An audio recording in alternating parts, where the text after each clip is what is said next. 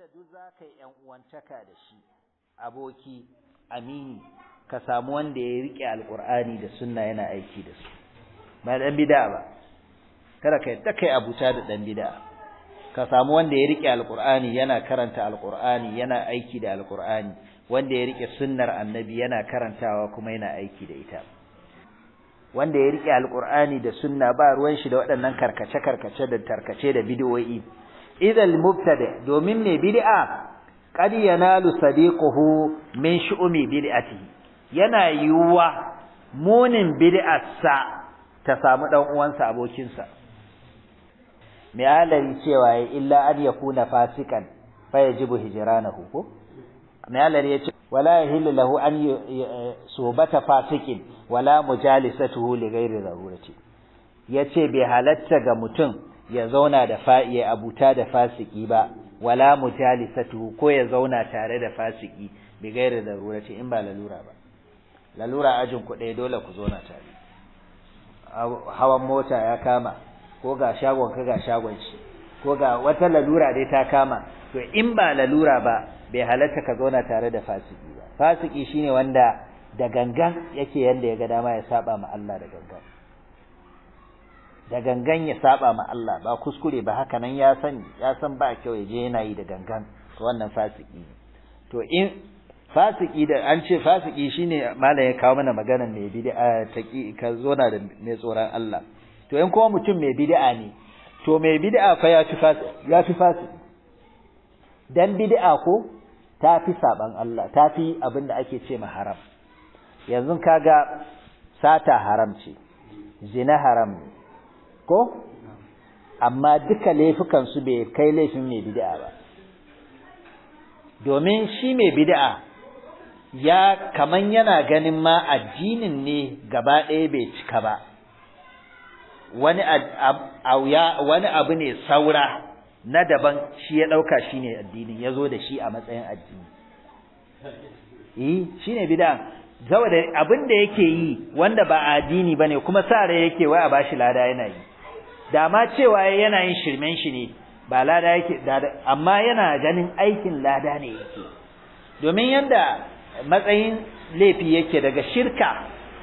babba sai shirka karama ko, to daga shirka sai fa bid'a, daga bid'a sai kaba'ir irin su shan giya, caca, zina da sauransu sune kaba'ir, to suna bayan bid'a, haka laifin yake. Saboda haka mai bid'a ya fi tsanani akan mai saban Allah,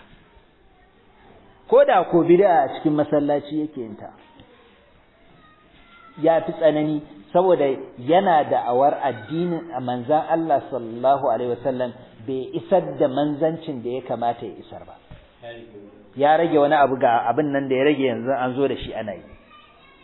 Kaga da ka kalli wannan ka san shi wannan ya fi ƙarfin a ce mai haramun, ya fi ƙarfin haramun. Saboda haka shi yasa malam sai ya kasa mai saban Allah sai ya ce kada kai abuta da shi, kai abuta da taqiyi mai tsoron Allah. Sannan mai bid'a kada kai abuta da shi, sai ya kawo mai bid'a daban, sai ya ce domin mai bid'a yana shi abin da ya kamata shine a kaurace masa, wa muqata'atuhuma lazima, sannan a yanke ma masu bid'a da masu bin san zuciya, wannan abu ne wanda ya lazimci kowa, bai kamata a yi ta huda da su ba. Fa kaifa tumkinu kullatuhuma, yaya za a ce a yi ‘yan uwantaka da su,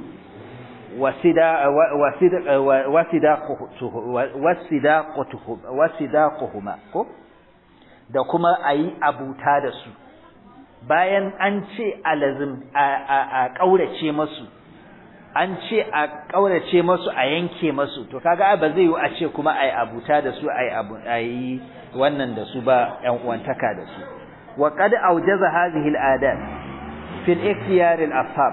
أن تقيتا waɗannan ladubba da za a bi wajen zaben aboki.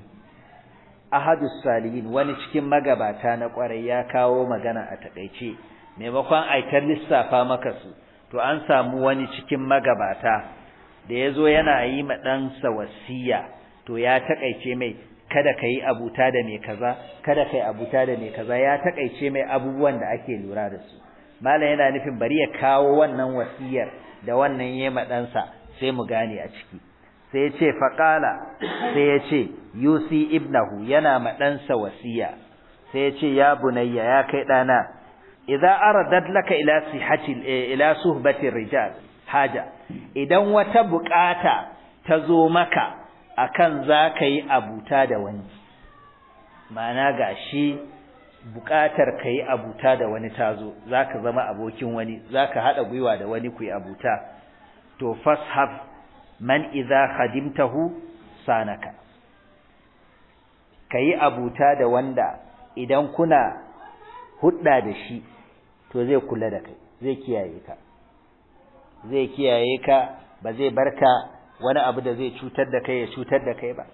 ba zai bari dukiyarka ta salwanta ba zai bari ka wulakanta ba wanda zai kare ka to duk in hatta kama za ka yi abuta da wani to kai abuta da wanda zai kiyaye